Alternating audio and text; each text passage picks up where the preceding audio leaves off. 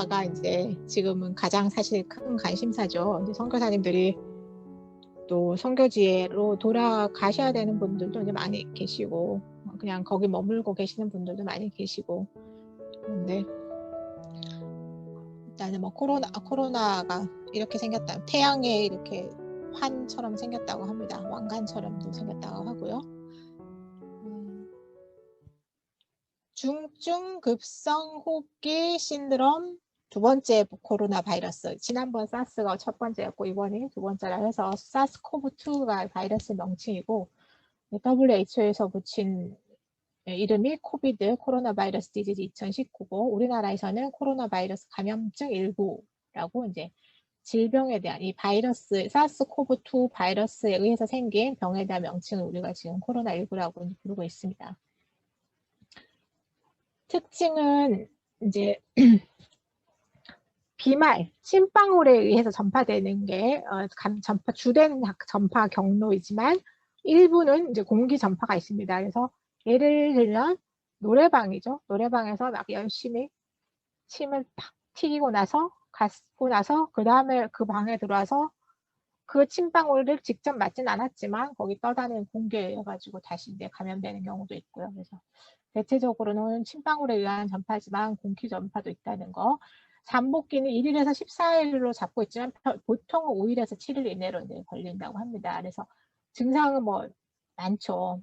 발열뿐만 아니라 기침, 호흡곤란, 오한, 근육통, 두통, 인후통, 뭐 후각, 미각 소실 이런 거 있으면 거의 코로나더라고요.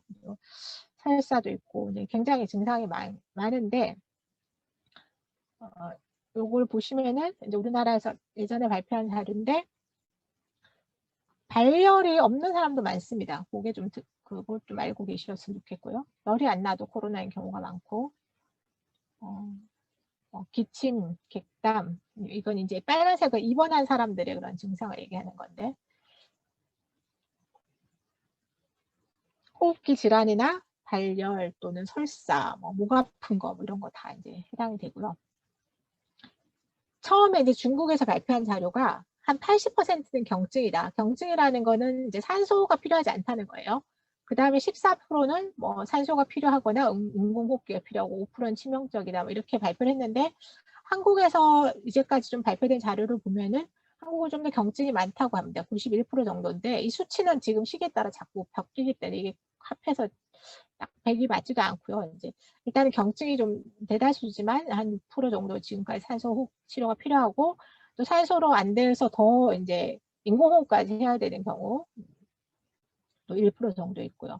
지금 최근에 사망이 한 1.75% 정도 되는 것 같아요, 한국은. 그래서 처음에 이제 진단 받았을 때 무증상인 경우가 한 20몇 프로 정도 되는데 또 진단 이후에 증상이 생기는 경우도 많고 끝까지 무증상인 경우가 한 8% 정도 되는 거로 얘기를 하고 있습니다. 지금 요 산소 포화도는 낮아도 생각보다 호흡곤란을 많이 호소하지 않는다는 게 이게 조금 코로나의 좀 특징적인 양상입니다. 그래서 이제 산소 포화도를 측정을 뭐 집에서 이제 해보실 수도 있는데요. 선교지 같은 데서는 산소 포화도가 낮은데도 별로 생각보다 많이 안 힘들다 이런 생각도 할 수 있어요. 그래도 이제 산소 포화도가 낮으면 산소가 필요하기 때문에 이따가 다시 얘기할 겁니다. 그리고 이제 아직까지 데이터가 그렇게 많이 축적되지 않은 것 같아요. 그리고 영국에서 한번 걸리고 나면 그 다음에 재감이 되느냐 안 되느냐 이제 이런 얘기가 뭐 아직 정해지지 않다 잘 모른다 그랬는데 최근에 발표한 바로는 한 3개월은 일단은 재감염 가능성은 낮을 것으로 추정한다 이렇게 얘기를 하고 있습니다. 그래서 지금도 하여튼 한번 걸렸던 분들도 선교사님들 중에도 뭐 걸렸던 분들 많으시죠. 그래도 계속 마스크 쓰고 확실히 그 다시 재감염을 막는다라고 확실히 얘기할 수 없기 때문에 계속 조심해라라고 얘기를 하고 있습니다. 이거는 보시면은 이제 이거 우리나라 자료인데 요게 이제 나이가 일단은 어린 사람들은 별로 중증도로 가는 경우가 별로 없고요. 아무래도 나이가 이제 80대 이상으로 이렇게 갈수록 경증보다는 중증도로 가는 경우가 많고 사망률도 높아진다는 걸 보여주고 있는 겁니다. 그래서 중증으로 가는 위험 요인은 65세 이상의 고령, 특히 요양시설에 있으신 분들, 또 각종 만성 질환들을 가지고 계신 분들, 그리고 뭐 암이라든가 아니면 뭐 또 뭐 장기식이로 다 면역력이 낮으신 분들이겠죠. 그리고 비만도 위험면에 들어가고 흡연도 위험면에 들어갑니다. 지금 이제 제가 이제 이 코로나 진단하는 일을 사실 하는 사람인데 이렇게 많은 이 핵산 증폭 검사 PCR을 정말 하는 날이 올 줄은 정말 생각도 못했습니다. 이거는 참 비싼 검사고 특 검사 방법도 사실 어렵고 숙련된 사람만이 할 수 있고 참 비용도 비싼 검사인데 엄청나게 많이 하고 있죠. 근데 지금으로서는 이것 말고는 확진할 수 있는 방법이 없기 때문에 없고 또 걸렸을 경우에 방역을 위해서 검사가 꼭 필요하기 때문에 이렇게 많이 하고 있습니다. 뭐 빨리 15분 만에 나온다는 한 항원 검사도 지금 나와 있긴 한데 그 항원 검사 이렇게 이거 아까 이제 뭐 아까 말라리아 할 때 키트 보셨던 것처럼 임신 반응 검사처럼 한번 이제 피가 아니고 이거 검체를 떨어뜨려 가지고 이렇게 줄이 생기는 거 봐서 있나 없나 보는 건데 이 이제 한국은 이게 한 회사만 이게 허가가 됐어요. 그 회사에 발표한 거가 처음에 민감도가 90%라고 발표를 했는데 실제 써보니까 이제 그거보다 훨씬 낮은 거예요. 저희도 써보면 그거보다 훨씬 낮지 한 60에서 70% 사이로밖에 안 나오는데 그래서 이제 신뢰도가 굉장히 낮아서 한국에서는 이걸로 하는 거는 지금은 적합하지 않고요. 이제 선교지에서 어쩔 수 없이 이제 이 항원 검사로 해야 되는 경우도 있겠지만 항원 검사로 음성이라고 할지라도 음성이라고 믿을 수 없다. 그렇게 아시면 됩니다. 만약에 양성이 낮다 그러면 그냥 양성이라고 생각하면 되는데 민감도가 낮다는 거는 음성이라고 하는 것을 믿을 수 없다는 겁니다. 그 퍼센트입니다. 그래서 만약에 민감도가 70%라면 30%의 양성 환자를 놓칠 수가 있다. 30%가 음성이지만 그거 믿을 수 없다. 그렇게 생각하시면 됩니다. 그 다음에 또 이제 학체 검사도 이제 선교지에서 계신 분들은 이런 검사를 해가지고 문의하시는 분들이 있어요. 근데 아직 이것도 그 좀 잘 정립이 안 됐어요. 그러니까 걸리고 나서 몸에서 이제 항체가 생기는 건데 한국에서는 지금 중국에서 그 중국에 입국하는 사람한테 PCR하고 거기에다 플러스로 IgM 항체 검사를 요구를 하고 있어서 지금 우리나라는 중국 출국자에 한해서만 검사를 하고 있습니다. 그래서 이것도 좀 잘 정립이 안 돼서 뭐 그래도 걸리신 분들이 나중에 이제 항체가 생기는 것 같은데 또 이게 얼마나 지속되는지 이 항체가 오래 지속이 돼야지 그 다음에 또 혹시 감염되면 막을 수 있는데 그것도 아직은 좀 확실하지 않은 그런 상황입니다. 치료는 뭐 아시다시피 이것도 이제 그 바이러스를 딱 죽이는 약이 아직 없죠. 그래서 증상에 따른 약을 써야 되고 합병증이 생기면 합병증 치료하고 또 산소 포화도가 떨어지면 산소를 써야 되고 더 힘들어지면 기계호흡이나 이제 에크모 같은 거를 하는 거고요. 지금 병원의 상급에서 이제 병원에 입원해서 폐렴이 있는 사람들한테는 그 렘데시비르라는 에볼라 치료제로 놨던 그 약이랑 그다음에 스테로이드, 덱사메토손이라는 스테로이드, 그다음에 세균 감염이 의심될 때 항생제 치료 이런 걸로 지금 치료를 하고 있다고 합니다. 또 이제 이거 걸리고 나서 후유증 생기는 거 아니냐 뭐 그런 얘기가 많았죠. 그래서 최근에 이제 란셋이라는 좀 권위의학 잡지에 2021년 1월 8일에 발표되었는 것이 우한의 사례를 이제 6개월 뒤에 연구를 조사를 한 것을 발표를 했습니다. 그래서 76%가 그 사람들은 하나 이상의 후유증을 가지고 있다고 하는데 최로 많은 사람들이 피로와 근력 저하를 호소를 하고요. 수면장애, 탈모, 그것도 이제 실제 걸리신 선교사님들 탈모를 많이 호소를 하시더라고요. 탈모가 많았다 그러고 또 뭐 많은 것들이 좀 남아 있는데 신장의 기능이 예전에 비해서 좀 떨어진 케이스들이 이제 좀 35%나 됐다는 얘기를 하고 있습니다. 이거는 이제 완전히 뭐 신장이 망가졌다기보다는 그 전에 비해서 이제 기능이 떨어진 것을 얘기를 하고 있는 겁니다. 그 다음에 최근에 또 이제 우리나라 케이스가 또 발표된 게 있는데 신천지는 아무래도 그 젊은 사람들이 많았어요. 그래서 그런지 좀 후유증 호소한 퍼센트가 그 중국보다 많이 적습니다. 12.7%가 호소를 했고 그 중에 이분들도 대체로는 피로, 근육통, 두통 뭐 이런 것들을 많이 호소를 했습니다. 그래서 이제 뭐를 준비를 해야 될지가 이제 사실 고민이죠. 이제 그런 문의를 많이 받고 있습니다. 저희도. 근데 일단은 그 선교지에서 의료 상황이 어떤지도 이제 잘 아셔야 되고요.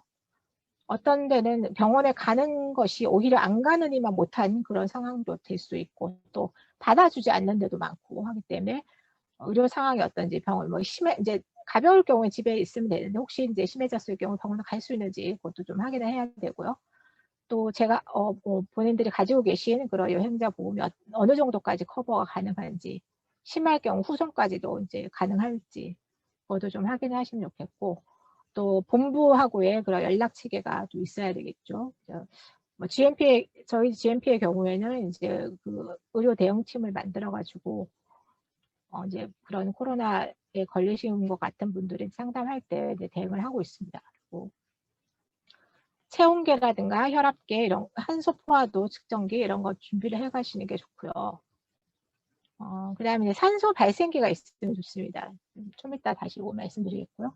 그다음 해열 진통제를 가지고 있다가 막 너무 힘들면 이제 좀 많이 먹어야 될 수도 있기 때문에 타이레놀이 이제 한 알이 한 500mg짜리도 있고 625mg짜리도 있는데 하루에 최대 용량이 얼마인지 알고 있어서 너무 많이 먹어서 생기는 또 부작용이 없도록 좀 유의를 하고 계시면 좋겠고, 면역력을 위해서 비타민 C나 비타민 D도 면역력에 도움이 됩니다. 그래서 그런 것도 준비를 하시는 게 좋겠습니다. 요거는 이제 산소 발생기예요. 가정용 산소 발생기인데, 이제 병원 가서 산소 치료를 못 받을 경우에 이거를 집에 있으면은 집에서 이제 산소를 이렇게 옆에 있는 사진처럼 이렇게 공급을 받을 수가 있습니다. 그래서 선교지에 따라서 어떤 나라들은 한인회에서 이걸 몇 개 사놓고 이제 돌아가면서 쓰기도 한다고 하더라고요. 필요할 때. 그런 데도 있고, 또 선교사님들이 뭐 직접 개인적으로 구매하시는 분들도 있습니다. 중국 알리익스프레스에 가면은 이게 있어요. 그래서 지금 왼쪽에 보이는 게 이게 28만 원 정도 하는 가격이고, 무게가 한 6kg 정도? 그 정도 나가는 건데요. 그 알리로 구매를 하면은 배송이 다 된다고 합니다. 세계에 다. 그래서 그렇게 하는 경우도 있고, 지금 저희도 뭐 GMP에서 문의가 들어온 거는 뭘 사갔으면 좋겠냐 해서 사서 갈 수 있는 만한 사이즈 한 6kg 정도면은 가져갈 수도 있으니까 이렇게 해가지고 가져가시는 분들도 있고 해서, 선교지에서 코로나 걸렸는데 막 산소 포화도가 뭐 90 막 이렇게 떨어지고 할 때는 이제 있으면은 확실히 이제 도움이 됐습니다. 그래서 이런 것도 그 뭐 각 나라별로 고려해 보시는 것도 좋겠고, 개인적으로도 고려해 보시는 거를 좀 권유를 하고 싶습니다.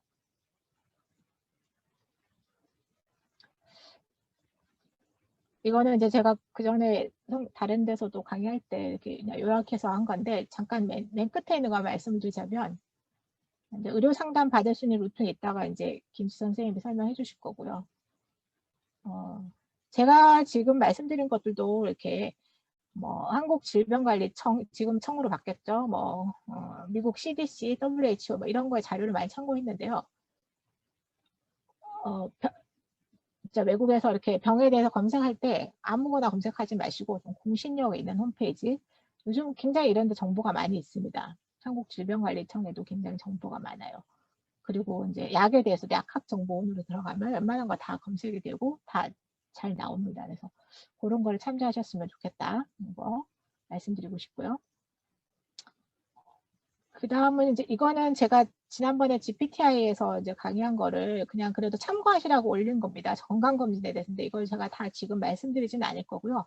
GMS 선교사님들은 이제 건강검진을 잘 받으시더라고요. 근데 한 가지 말씀드리고 싶은 거는, 안신경 같을 때 들어가셨을 때 건강검진을 하시는데 건강검진을 해야지라고 하는데 그게 뒤로 밀리는 거예요. 우선순위가 막 너무 바빠가지고 성교 보고해야 되고 만나야 되고 후원자 만나야 되고 뭐 이렇게 하다가 가기 직전에 건강검진 받으시는 분들이 많으세요. 그러면 결과는 성교지 가가지고 들으려고 하시는 분들도 계시고, 이제 그러면은 결과가 이상이 있으면은 그 다음 조치를 취할 수가 없잖아요. 그래서 꼭 먼저 이제 미리 받으셔가지고 혹시 이상이 있을 때 그 다음 조치까지 취할 수 있는 그런 기간을 두고 건강검진을 받으시라는 거를 꼭 말씀드리고 싶고요. 의무적으로 하는 그냥 숙제가 아니기 때문에 꼭. 그리고 결과를 안 챙기는 분들도 있어요. 그러니까 뭐 당연한 얘기지만 그거 안 하시는 분들이 있기 때문에 꼭 결과를 챙기고, 또 결과에서 치료가 필요하다 그러는데 또 안 하시는 분들이 있어요, 치료를. 이제 그런 것들도 꼭 말씀, 이제 뭐 병원에서 의사 선생님이 얘기하는 거를 잘 들으시고 잘 치료에 임하셨으면 좋겠다는 의미로 이 건강검진을 얘기를 드렸습니다. 제가 여기까지 준비를 했고.